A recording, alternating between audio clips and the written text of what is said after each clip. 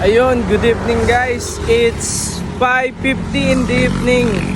So ngayon ay magkukumpleto muna tayo ng ating 10,000 steps. So maglalakad-lakad tayo.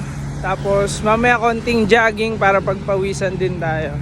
So yung 10,000 steps, tina-target po natin yung daily. So para kahit papano ay meron tayong exercise kahit 30 minutes to 1 hour per day. So mahalagang bagay na yun para syempre mapanatili na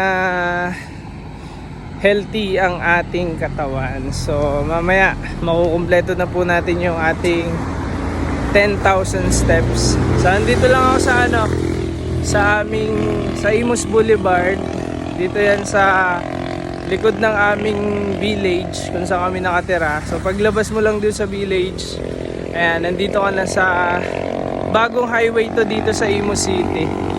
So ayun, lakad-lakad lang tayo.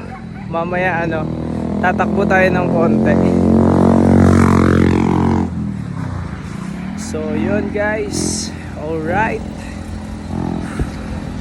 So ayan nga guys, naka 10,000 steps na po tayo. So stay healthy guys, alright.